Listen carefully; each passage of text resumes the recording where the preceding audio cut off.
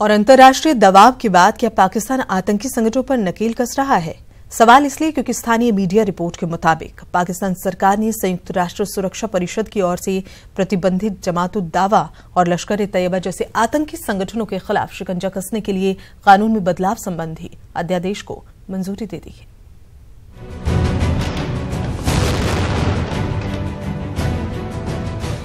क्या यूएस के दबाव में आया पाकिस्तान? जमात-उद-दावा पर पाकिस्तान ने बदली नीति। हाफिज सईद को पाक मानेगा आतंकी।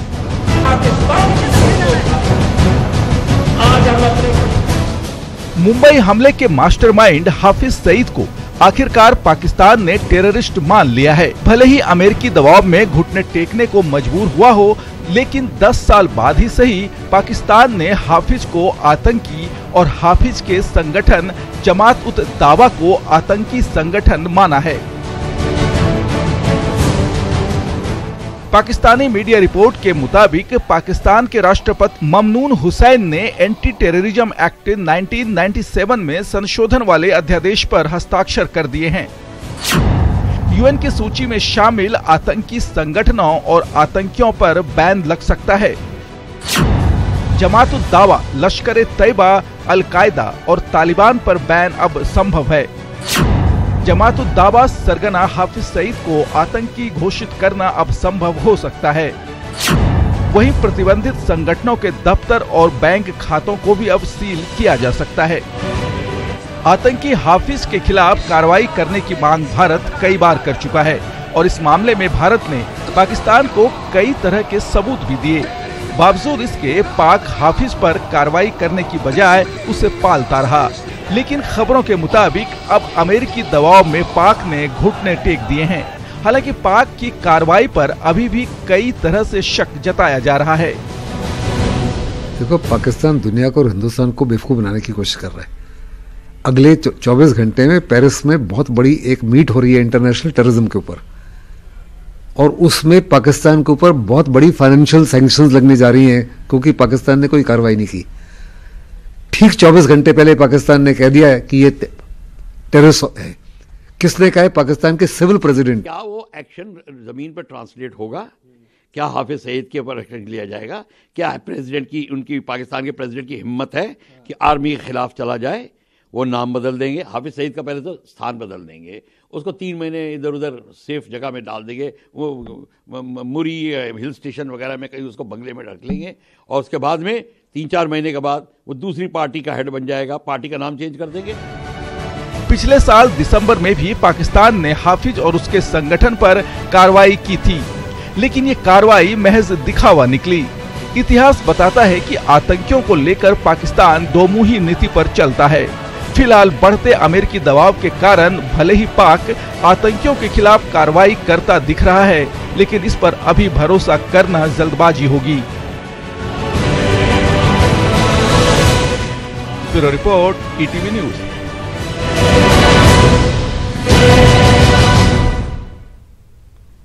और अब बात राम मंदिर पर अमन के फॉर्मूले पर खींची ज़बानी तलवारों की, जिसमें एक और तो मौलाना सलमान नदवी रोने को मजबूर हुए और दूसरी तरफ असुद्दीन ओवैसी उन्मादी बयान पर उतर आए हैं।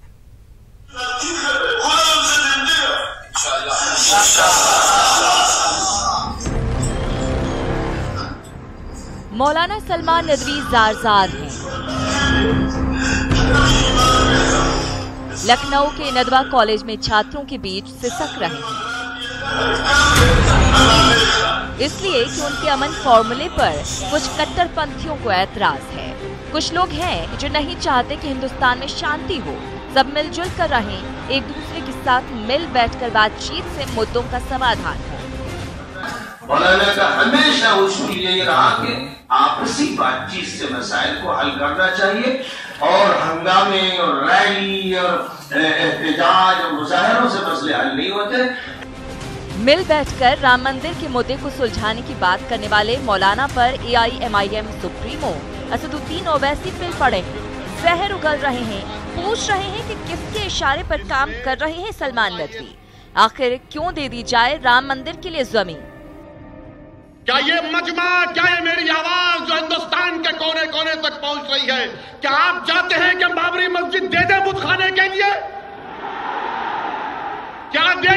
बाबरी मस्जिद को बुतखाने के लिए?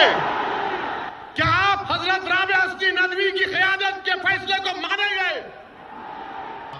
और जो लोग हमारे दरमियान में निफाक पैदा करने की कोशिश कर रहे हैं, इंशाअल्लाह ताला तुम नाकाम साबित होगे। ओवैसी जो पूछ रहे हैं, जो आरोप लगा रहे हैं, उस पर मौलाना सलमान नदवी करारा जवाब देते हैं। याद रखिए कि मुआहदा इस पर होगा कि जिन लोगों ने मस्जिद तोड़ी उन्हें सजा दी जाए। नंबर 2 है कि मस्जिद की जो जमीन 70 बीघा है दुगनी करके 140 बीघा हमको दी जाए ताकि हम शानदार यूनिवर्सिटी बनाए और मस्जिद बनाए। नंबर 3 ये है कि आइंदा किसी मस्जिद, किसी मदरसे, किसी दरगाह, किसी कब्रिस्तान के साथ छेड़छाड़ न की जाए। ये सलमान नदवी इंसानियत की बात करते हैं। राम मंदिर के लिए किसी और मस्जिद की जमीन न देने की शर्त रखते हैं, लेकिन उनकी शर्तों को सिरे से खारिज कर देते हैं ओवैसी और कहते हैं ये तो साजिश की शुरुआत है कि पहले ट्रिपल तलाक के नाम पर शरीयत में मदाखलत, अब मस्जिद को छीनना इन हमारा मकसद क्या है कि एक बार बाबरी मस्जिद गई तो फिर दोबारा वो 1000-2000 मसाजिद के मसले को निकाल दो। ओवैसी की आदत रही है यूं ही बेसिर पैर की बात करने की।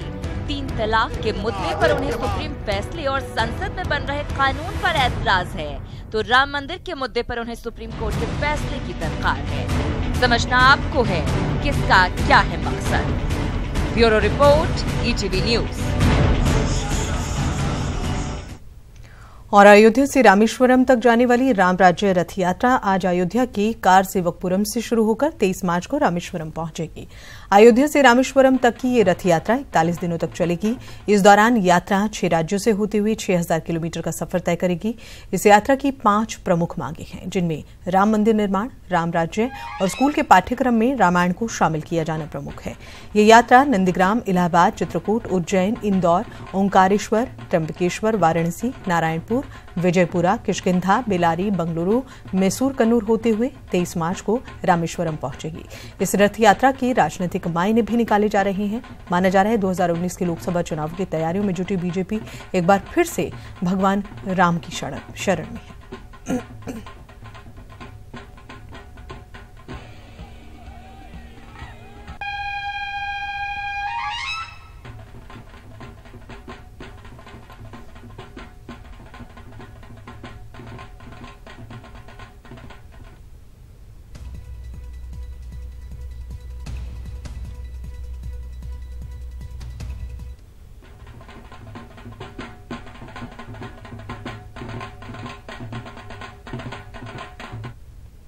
और आपको बता दें कि 28 साल पहले बीजेपी के वरिष्ठ नेता लालकृष्ण आडवाणी ने भी अयोध्या में राम मंदिर के निर्माण के लिए राम रथ यात्रा निकाली थी। इस राम राज्य यात्रा का मकसद अयोध्या में विवादित भूमि पर राम मंदिर निर्माण की मांग है। यात्रा के जरिए 14 महीने के भीतर केंद्र सरकार से राम मंदिर बनाए जाने की मांग रखी जाएगी। राम राज्य यात्रा 6 राज्यों उत्तर प्रदेश, महाराष्ट्र, मध्य प्रदेश, कर्नाटक, केरल और तमिलनाडु से होकर गुजरेगी। यात्रा का समापन राम नवमी के दिन यानी कि 25 मार्च को होगा। राम राज्य यात्रा रामेश्वरम में खत्म होगी, लेकिन रथ को फिर से 2019 में अयोध्या लाने की योजना है।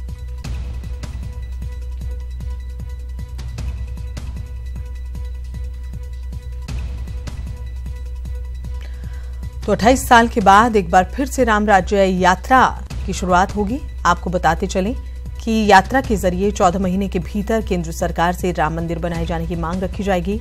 राम राज्य यात्रा किन किन राज्यों से होकर गुजरेगी वो भी आपको बता दें। उत्तर प्रदेश के साथ महाराष्ट्र, मध्य प्रदेश, कर्नाटक, केरल और तमिलनाडु से होकर ये यात्रा गुजरेगी। समापन रामनवमी वाले दिन यानी कि 25 मार्च को होगा। राम राज्य यात्रा रामेश्वर में खत्म होगी, लेकिन रथ को फिर से 2019 में अयोध्या लाने की योजना है।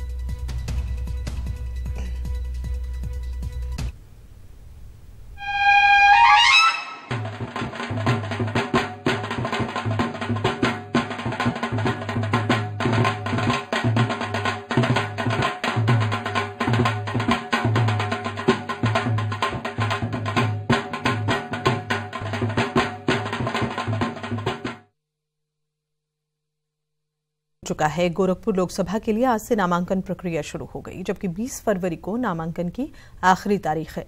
11 मार्च को मतदान होना है, 14 मार्च को मतगणना होगी। गोरखपुर लोकसभा सीट से 2141 बूथ हैं, जहां पर लगभग 20 लाख मतदाता मतदान करेंगे और इस सीट पर बीजेपी और सपा की नजर है। बीजेपी के लिए ये सीट इसलिए ज्यादा मायने रखती है क्योंकि अभी तक ये सीट बीजेपी के पास ही थी। वहीं सपा इस सीट पर सेंध लगाने की कोशिश में है। इस पर दो नेताओं सीएम योगी और अखिलेश यादव की छवि दांव पर होगी। लोकसभा उपचुनाव के लिए नामांकन प्रक्रिया शुरू हो गई है। 20 फरवरी तक नामांकन दाखिल किया जा सकता है। ये सीट मुख्यमंत्री योगी आदित्यनाथ के इस्तीफे के बाद खाली हुई है, जिसपे अब चुनाव प्रक्रिया चल रही है। भले ही निर्वाचन आयोग ने चुनाव की तारीखों का ऐलान कर दिया हो और प्रक्रिया शुरू भी हो गई हो, लेकिन अभी राजनीतिक दलों ने अपने तरफ से प्रत्याशियों का ऐलान नहीं किया है, जिससे गोरखपुर की अभी जो सियासत है उसमें उस तरीके की गर्मी नहीं आई है जिस तरीके के चुनाव में देखने को मिल रहा है। हालांकि बीजेपी और समाजवादी पार्टी दोनों ने कमर कस ली है। दोनों अपने स्तर से बूथ लेवल के मैनेजमेंट करने में जुटे हुए हैं और दोनों का यह कहना है कि उनकी जीत होगी, लेकिन अभी तक किसी भी दल ने प्रत्याशी का ऐलान नहीं किया है। इस चुनाव से पहले 2017 के विधानसभा चुनाव में जो कांग्रेस और समाजवादी पार्टी में दोस्ताना था, वो भी लोकसभा के उपचुनाव में इसमें टूटता हुआ दिखाई पड़ रहा है। अखिलेश पांडे के साथ रामगोपाल द्विवेदी, ईडीवी न्यूज, गोरखपुर। और वहीं मुख्यमंत्री योगी आदित्यनाथ आज 2 दिवसीय गोरखपुर दौरे पर रहेंगे। ये दौरा उनके निजी दौरे की तरह देखा जा रहा है। आज शाम को 5 बजे सीएम योगी अगरतला से गोरखपुर पहुंचेंगे। इसके बाद वो गोरक्षनाथ मंदिर में महाशिवरात्रि के अवसर पर विशेष अनुष्ठान करेंगे। रात में भगवान भोले शंकर को 25 लीटर महाद्रव्य से महाभिषेक करेंगे। अभिषेक का कार्यक्रम आम जनता की नजरों से दूर मठ के प्रथम तल पर स्थित शक्ति मंदिर में संपन्न होगा। इसी के साथ सीएम योगी मानसरोवर मंदिर में पूजा अर्चना कर सकते हैं। 14 फरवरी यानी कि कल पीपीगंज के भरोहिया गांव में स्थित पितवेश्वर नाथ मंदिर भी मुख्यमंत्री योगी जा सकते हैं। मुख्यमंत्री योगी आदित्यनाथ आज अगरतला से सीधे गोरखपुर आएंगे। उसके बाद गोरक्षनाथ मंदिर जाके वहां पे महाशिवरात्रि के मौके पर विशेष पूजन अर्चन करेंगे। ये पूजन अर्चन मठ के प्रथम तल पे स्थित उनके शयन कक्ष के बगल में बने उनके पूजा कमरे में होगा। चूंकि ये माना जाता है कि भगवान गोरक्षनाथ भगवान शिव के ही अवतार हैं, तो भगवान गोरक्षनाथ और शिव कि अभिषेक के लिए मुख्यमंत्री योगी गोरखपुर में रहेंगे और आज विशेष पूजन अर्चन होगा। करीब 2.5 घंटे तक ये पूजन अर्चन चलेगा और ये उनके निजी पूजा कक्ष में ही होगा। अखिलेश पांडे के साथ रामगोपाल द्विवेदी, ईडीवी न्यूज, गोरखपुर। और बागपत से बड़ी खबर आपको बता दें, बच्चे का इलाज कराने में असमर्थ मां ने मांगी परमिशन। इलाज के लिए किडनी बेचने की परमिशन मांगी है। किडनी की बीमारी से पीड़ित के इलाज के लिए चाहिए 10 लाख। पीएमओ को पत्र लिखकर मां ने आर्थिक मदद की गुहार लगाई है। सरकार से मदद नहीं मिली तो किडनी बेचेंगी मां। बिनौली थाना क्षेत्र के कस्बे का ये मामला है।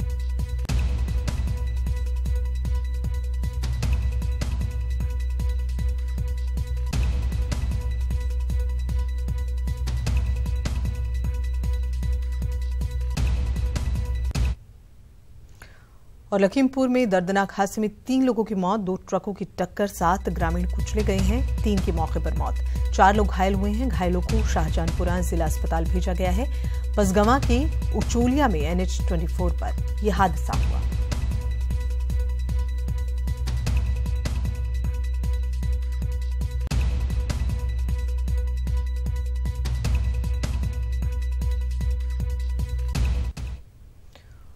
और वहीं मथुरा के रिफाइनरी इलाके के NH-2 पर कैंटर और बाइक की टक्कर हो गई। इस हादसे में बाइक सवार 3 लोगों की मौके पर मौत हो गई, जबकि आरोपी कैंटर लेकर फरार हो गया है। इस दौरान मौके पर मौजूद ग्रामीणों ने हादसे के शिकार लोगों को अस्पताल में भर्ती कराया, लेकिन अस्पताल में डॉक्टर ने तीनों को मृतक घोषित कर दिया। इस हादसे की सूचना मिलते ही पुलिस मौके पर पहुंची है। अज्ञात आरोपी के खिलाफ मामला दर्ज कर जांच शुरू कर दी है।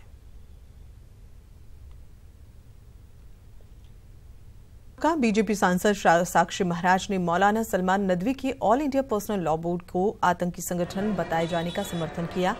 साक्षी महाराज ने यह भी कहा कि राम मंदिर, राम जन्मभूमि पर मंदिर तो बनना ही चाहिए।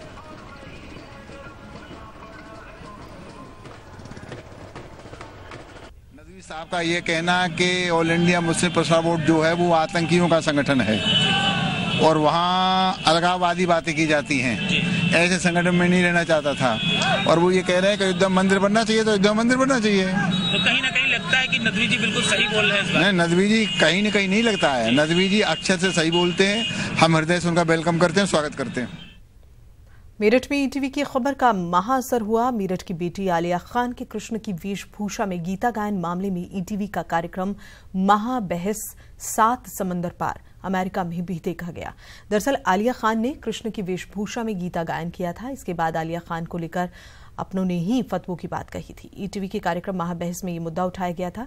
इस कार्यक्रम को अमेरिका में रहने वाले भारतीय मूल के लोगों ने भी देखा, काफी पसंद किया और यही नहीं, आलिया खान को सम्मानित करने के लिए टीम मेरठ आ पहुंची है और ये वादा भी किया कि वो उसके आगे की पढ़ाई का पूरा खर्च उठाएंगे।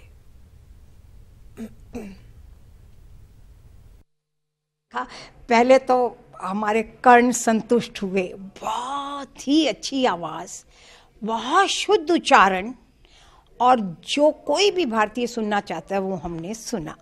उसके बाद हमको लगा खड़े होके ये कहें, वाह we are proud to be Indian, जहाँ पर अब इतना बड़ा चेंज हो रहा है। और हम दोनों ने ये निर्णय किया कि आलिया को जिस भी एजुकेशन जहाँ तक वो करना चाहे, जो भी करना चाहे, हम पूरा फाइनेंशियल, इमोशनल हर तरह का उत्तरदायित्व लेने के लिए तत्पर हैं। सैवायं मया तेगा योग प्रोक्त पुरातन, सैवायं मया तेगा योग प्रोक्त पुरातन, भक्तो असि मे सखा चेति रहस्यं हेतुदुत्तमम्, बहूनि मे व्यतीतानि जन्मानि तव चार्जुन। आलिया खान की ये प्रतिभा देखकर हम यही कहना चाहेंगे कि कर्मों में है अधिकार तेरा, मत चिंता कर क्या फल मिलना है, फल जैसा भी हो धनंजय तो कर्म निरंतर ही करना है। मेरठ की बेटी आलिया खान को ईटीवी की तरफ से ढेरों शुभकामनाएं। कैमरा पर्सन अभिषेक शर्मा के साथ उमेश श्रीवास्तव, ईटीवी न्यूज मेरठ।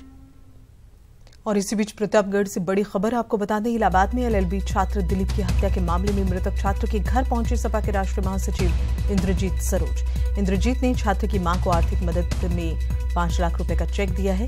सपा अध्यक्ष अखिलेश यादव ने के निर्देश पर परिजनों से मिलने पहुंचे इंद्रजीत सरोज। पीड़ित परिजनों को 50 लाख की आर्थिक मदद देने की मांग। इंद्रजीत सरोज ने पीड़ित परिजनों से मुलाकात की, सांत्वना दी। हथीगवां थाना क्षेत्र के भूलसा गांव का रहने वाला था मृतक छात्र। प्रदेश में कानून व्यवस्था चौपट है, ये इंद्रजीत सरोज का कहना है।